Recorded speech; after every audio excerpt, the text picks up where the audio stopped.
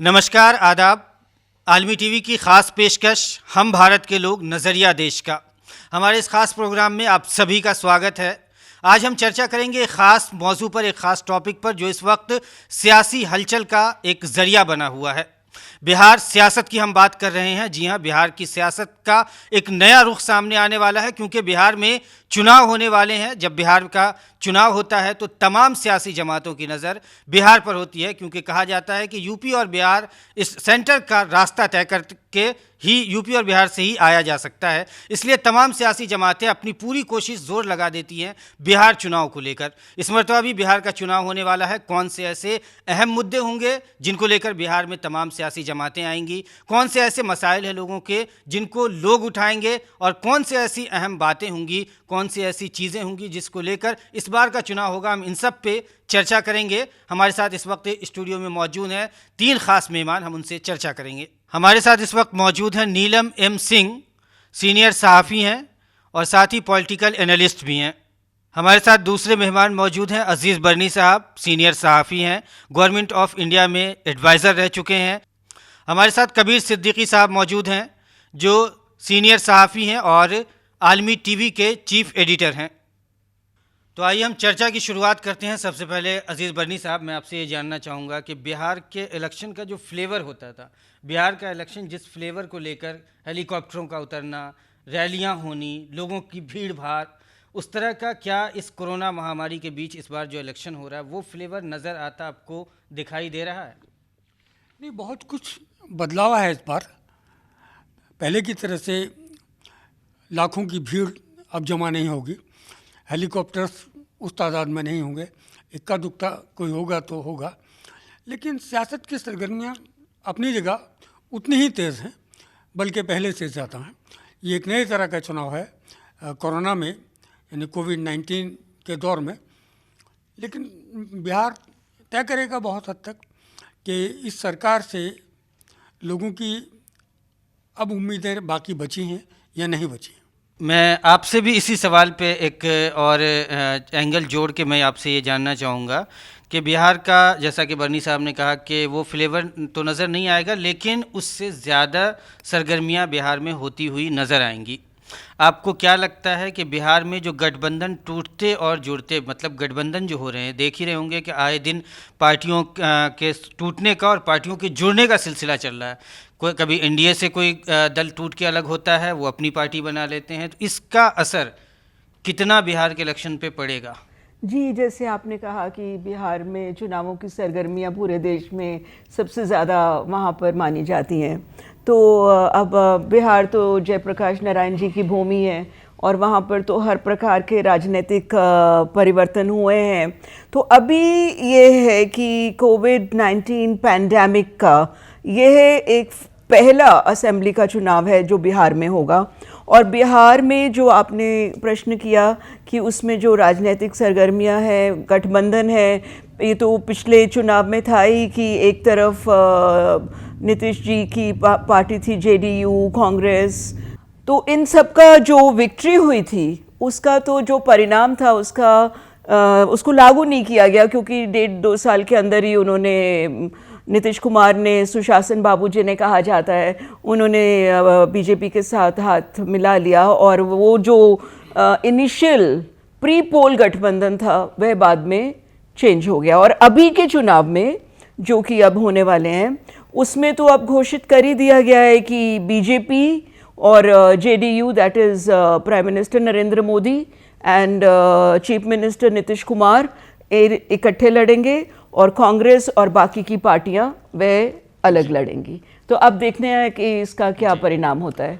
आपकी नज़र में बरनी साहब, कौन से ऐसे इश्यूज हैं जो इस मरतबा बिहार के इलेक्शन के लिए रास्ता तय करेंगे, या जनता की वहाँ की कौन सी ऐसी ज़रूरतें हैं जिससे बिहार का इलेक्शन मुतासिर होगा? एग्रीकल्चर एक्ट एक अहम इशू होना चाहिए। जिस तरह से कोविड-19 के बाद मज़दूरों को पैदल आना पड़ा लंबा रास्ता तय करके, वो एक इशू होना चाहिए। सीमांचल की बाढ़, ये अपने आप में एक बड़ा इशू है। तो जहाँ तक इश्यूज़ का सवाल है, बिहार में कई इश्यूज़ हैं। ओवरऑल दलित उत्पीड़न का मामला, या नरेंद्र मोदी कि सरकार का मामला किस हद तक लोग मुतमईन हैं, ये एक अहम मौजू है। साथ ही ये भी है कि बीजेपी इस बार बिहार में 3 पार्टियों के साथ है।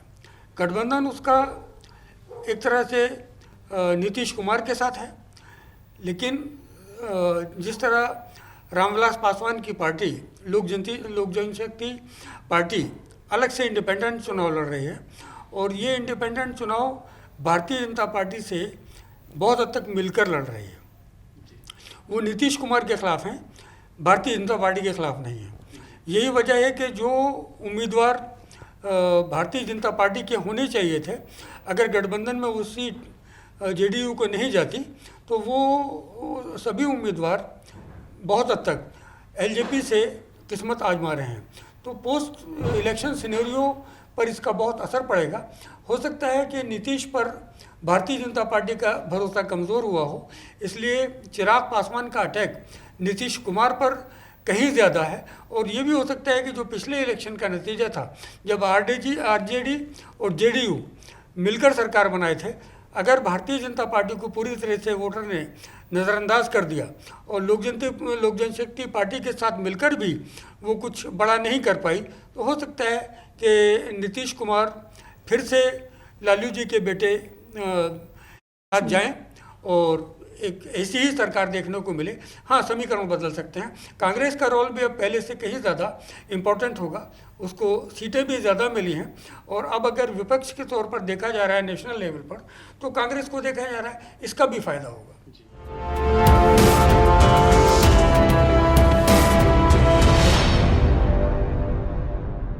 गठबंधन जो अलग हो रहे हैं, इसका फ़ायदा भी दोनों पार्टियों में अलग अलग तरह से देखा जा सकता है। नीलम जी, मैं आपसे एक सवाल और जानना चाहता हूं इसी कॉन्सेप्ट में कि दूसरे राज्यों की अगर हम तुलना करें तो बिहार में चाहे वो बिजली हो, पानी हो, सड़क हो, इंफ्रास्ट्रक्चर डेवलपमेंट की हम बात करें, बिहार दूसरे राज्यों के मुकाबले में पिछड़ा अब भी नज़र आता है। हालांकि नीतीश जी ने पिछले 15 सालों में उनका जो कहना है, उन्होंने बहुत काम किए सड़क को लेकर, बिजली को लेकर। केंद्र सरकार कहती है कि हमने घर घर पानी पहुंचा दिया है, नल जल, जबकि ज़मीनी हकीकत ये नहीं है।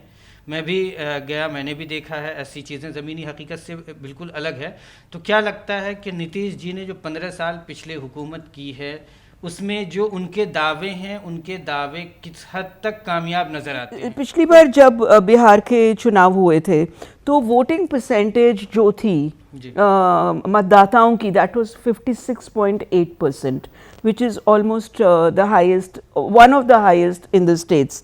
और देखिए, उनको तो सुशासन बाबू भी नीतीश कुमार जी को कहा जाता है और उन्हें बिहार का विकास पुरुष भी माना जाता है। परंतु जैसे डॉक्टर साहब ने कहा कि बिहार का ग्राउंड लेवल पर उतना विकास नहीं हुआ है। और इस बार जो मेन मुद्दे सामने आएंगे, एक तो कोविड-19 पैंडेमिक को, जो हेल्थ केयर था, उसको बिहार में कैसे हैंडल करा गया। दूसरा, जैसे आप ही ने कहा कि माइग्रेशन का इशू, माइग्रेंट वर्कर्स का जो इशू है वो बहुत महत्वपूर्ण है, क्योंकि जितने हमारे लेबर क्लास है, much of it comes from Bihar, और उनकी जो दुर्दशा हुई वापस जाने के उसमें, और जो इतनी ह्यूमैनिटेरियन स्टोरीज पूरी दुनिया में नज़र आईं, तो उसका भी प्रभाव राज्य के ऊपर पड़ेगा। फिर उसका डिजिटल रीच की जो हम एक बात करते हैं डिजिटाइजेशन की, तो बिहार में कितना डिजिटाइजेशन हुआ है। और फिर जैसे आपने पहले ही फरमाया कि उधर एम्प्लॉयमेंट जनरेशन और लैक ऑफ इट, ये मुद्दा भी आएगा। इंडस्ट्रियलाइजेशन तो हुई नहीं पिछले 5 वर्षों में, और इसमें फिर से एक बार दलित असर्शन और दलित पॉलिटिक्स की बात भी आएगी, जिसमें हम पार्टी का रोल, मांझी जी का, एक्स चीफ मिनिस्टर का रोल भी है, और उनको भी कुछ सीटें दी गई हैं।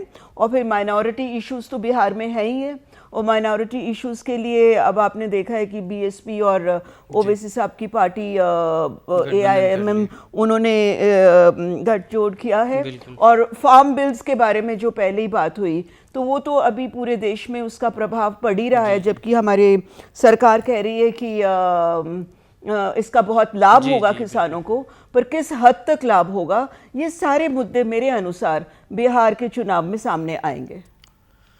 जी नीलम जी, तो जैसा कि आपने कहा कि किसान बिल हो, माइग्रेशन का मसला हो, कोरोना महामारी के बीच बिहार सरकार की जो गतिविधियां रही हैं, बिहार सरकार का जो रोल रहा है कोरोना को रोकने को लेकर, माइग्रेशन को लेकर, वो भी कहीं ना कहीं जनता की नज़र में होगा। अवाम उसको भी अपने नज़र में वोट डालते वक्त ज़रूर रखेगी। कबीर साहब, मैं आपके पास आना चाहूँगा। मैं ये जानना चाहता हूँ कि 15 साल नीतीश कुमार को अभी मिला और इससे पहले 15 साल आरजेडी को, लालू प्रसाद यादव जी को मिला, लेकिन बिहार जहाँ था वहीं है अब भी। बिहार से अब भी यूनिवर्सिटीज़ नहीं है, पढ़ने बच्चे बाहर जाते हैं, बिहार में इंडस्ट्री नहीं है, नौकरी करने लोग बाहर जाते हैं। मतलब आप सब कुछ कीजिए बाहर जाके, माइग्रेशन रुक नहीं रहा है, कोई इंडस्ट्री ला नहीं पा रहे हैं, एम्प्लॉयमेंट जनरेट नहीं हो पा रहा है। बिहार तो जहाँ था वहीं का वहीं है। आखिर इस मर्तबा दोनों पार्टियों को लोगों ने 15-15 साल का वक्त दिया है। क्या लगता है आपको कि क्या कोई तीसरा विकल्प नहीं होना चाहिए? कोई तीसरी पार्टी ना चुनी जाए या क्षेत्रीय पार्टियों को मौका ना दिया जाए?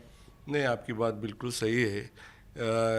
नीतीश कुमार जी का जो पहला टर्म था, जो पहले 5 साल थे, उसमें काफ़ी उन्होंने काम किया, काफ़ी उन्होंने डेवलपमेंट का काम किया, बिजली, सड़क, पानी का काम, काफ़ी डेवलपमेंट हुआ। और उनका जो सेकेंड टर्म था वो भी किसी हद तक ठीक था। लोगों ने उनको दोबारा इसीलिए ले आए थे कि वो फर्स्ट टर्म, जो उनका पहला टर्म था, वो बहुत अच्छा उन्होंने डिलीवर किया था, बहुत अच्छी परफॉर्मेंस थी। लेकिन जो तीसरा, जो उन्होंने जब लालू जी के साथ मिलकर जब इलेक्शन लड़ा, तब ख़ास तौर पर सेकुलर लोगों ने, माइनॉरिटीज़ ने उन पर भरोसा किया और उनको फिर दोबारा पावर में ले आए। अब जो उसके बाद जो हुआ, जो घटनाएं हुई, वो आप जानते हैं। जब वो बीजेपी के साथ चले गए और उसके बाद वो सारी चीज़ें तितर बितर, मतलब वो कर नहीं पाए। अगर वो करना भी चाहते थे तो वो उनको किसी तरह से उनकी परफॉर्मेंस पे असर पड़ा काफ़ी। नहीं, नीतीश जी जो बीजेपी के साथ गए हैं, उन्होंने इशू ही इस बात को बनाया कि आरजेडी मुझे या पार्टी को, या आरजेडी की सरकार जो है अगर साथ में गठबंधन है तो वो डेवलपमेंट नहीं करने देती है, डेवलपमेंट कामों को रोकती है।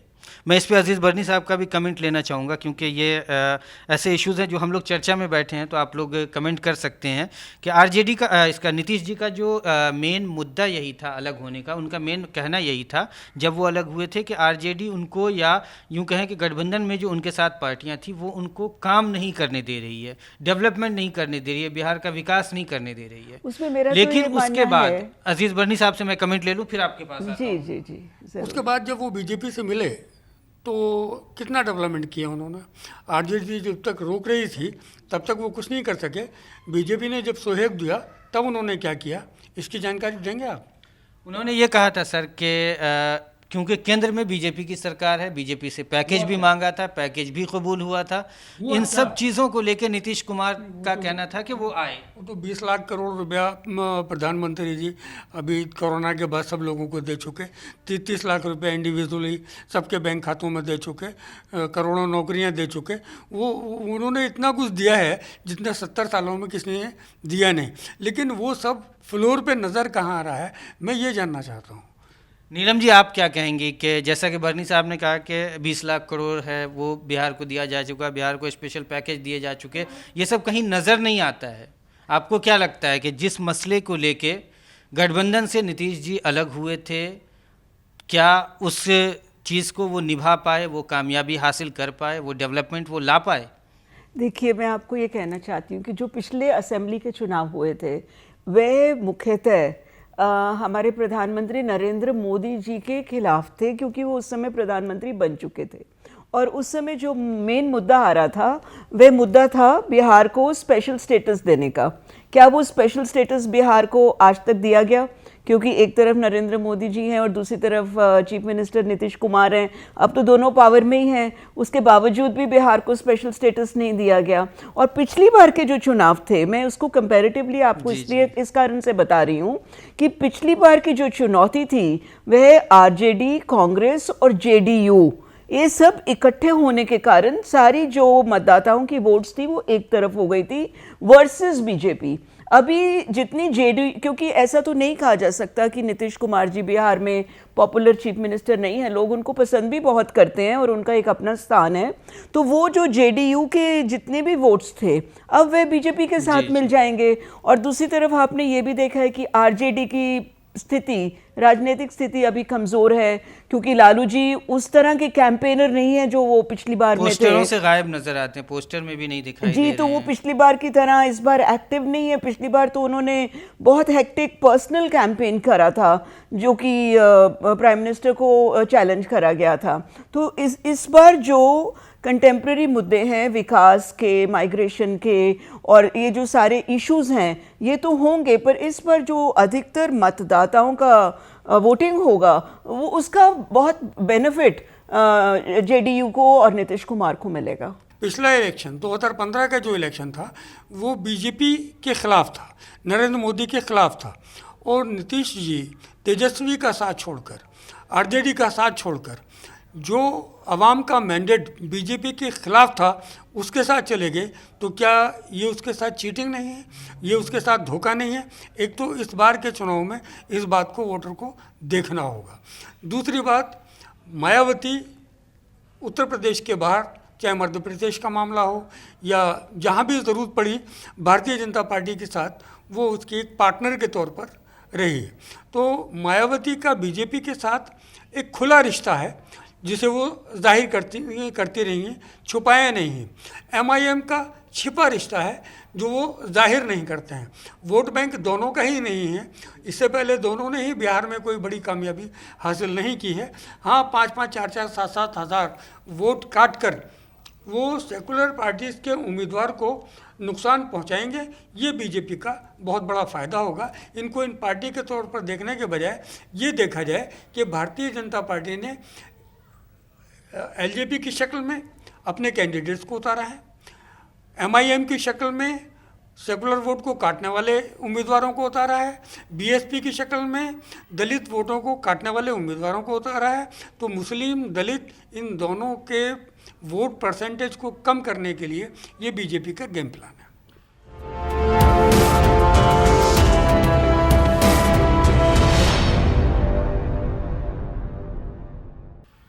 सर, हर एक चीज़ का इल्ज़ाम बीजेपी पे ही क्यों आ रहा है? आप कह रहे हैं असदुद्दीन ओवैसी भी बीजेपी के, बिहार में बीजेपी क्लेमेंट है।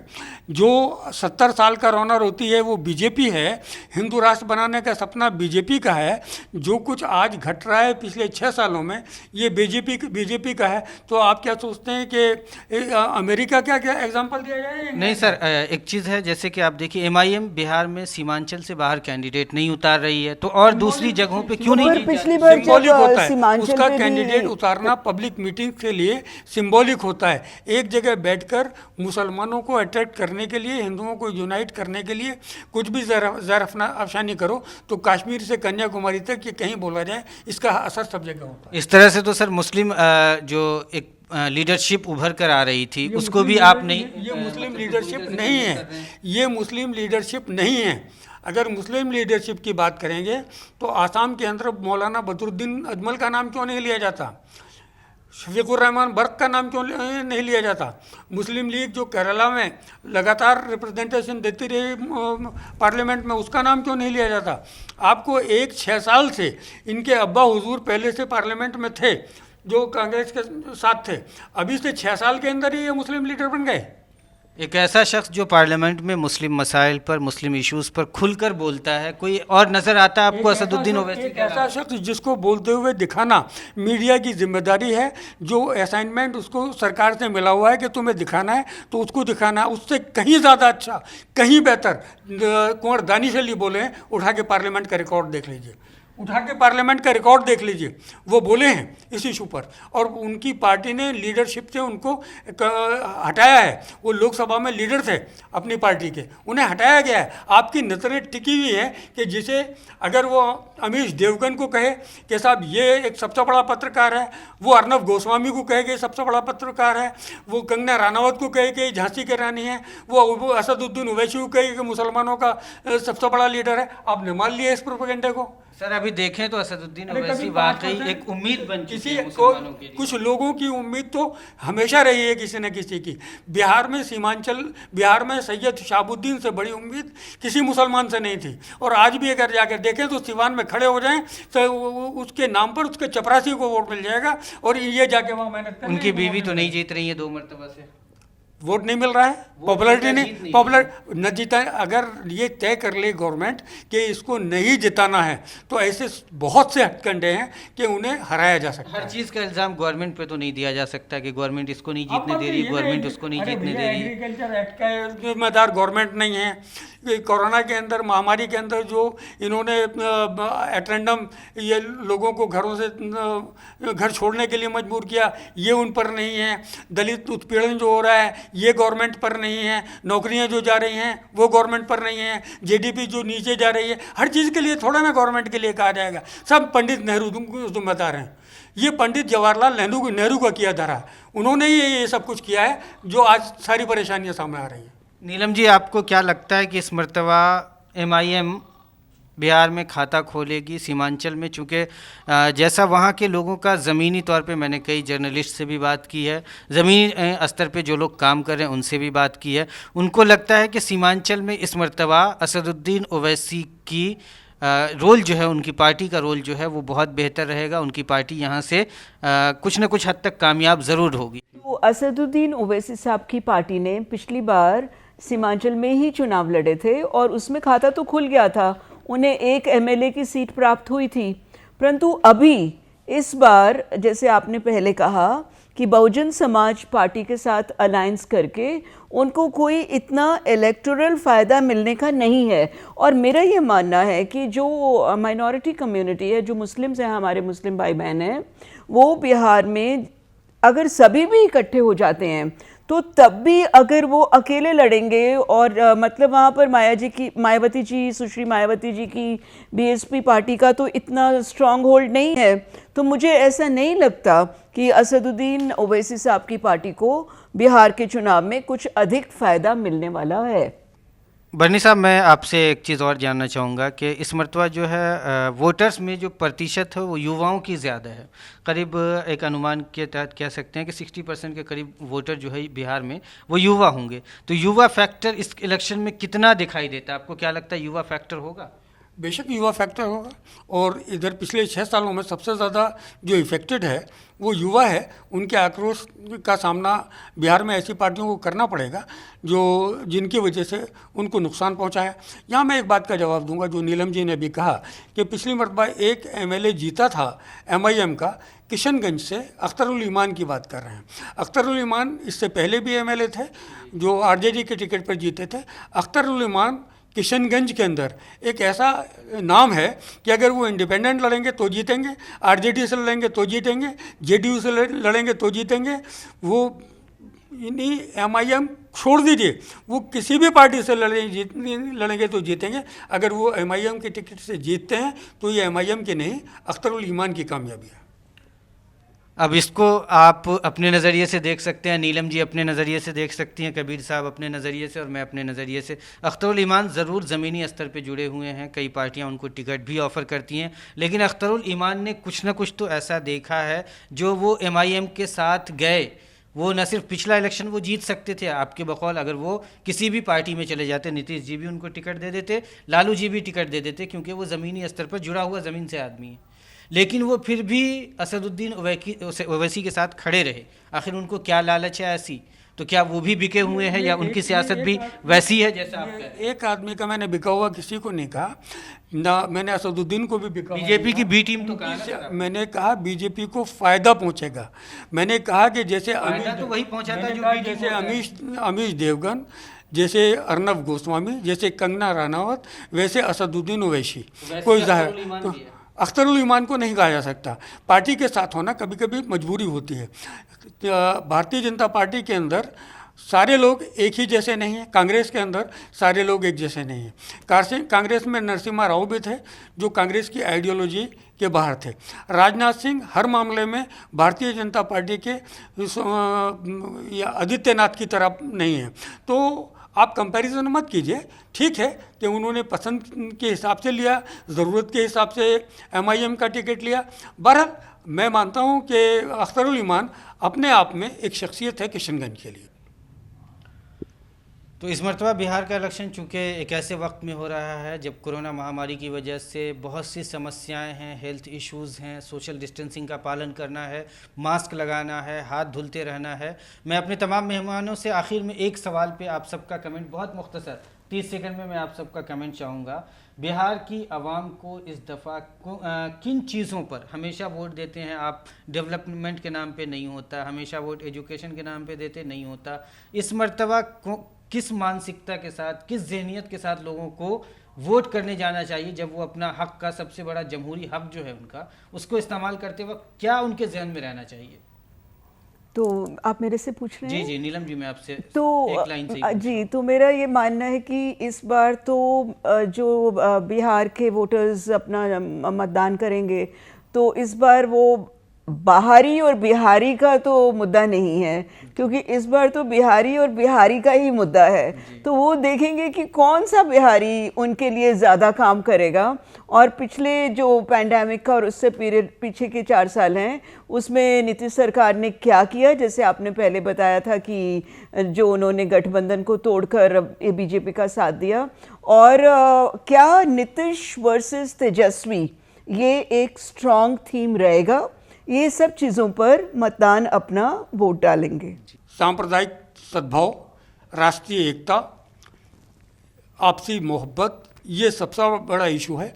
जो देश को अच्छा शासन दे सके, सबको साथ लेके चल सके, उसे राज्य में और केंद्र में होना चाहिए। मैं समझता हूँ कि हम वोट तो किसी भी पार्टी को देते हैं तो उसका एक मैनिफेस्टो देखते हैं या उसके जो काम है या जो करने वाले हैं आगे। लेकिन हम जब उस आदमी को चुन के असेंबली में ले आते हैं, और हमने ये देखा है पिछले दिनों बेंगलोर में क्या हुआ और गोवा में क्या हुआ और फिर अभी हाल ही में मध्य प्रदेश में क्या हुआ, तो चुनना कोई अहम काम नहीं है कि चुन लीजिए आप, चाहे जिसको चाहे चुन लीजिए।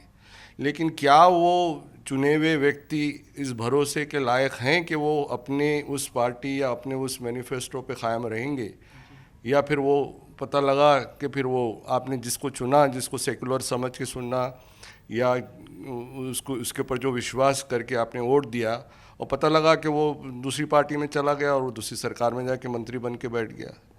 तो चुनना वो कोई ज़्यादा अहम नहीं रहा कि अब वो उसकी लॉयल्टी कितनी है पब्लिक के तहत, कि उसका कितना मतलब जनता के तहत वो जिस विश्वास से जनता ने उसको चुना है उस पर वो कितना खरा उतरता है, ये बहुत ज़रूरी है।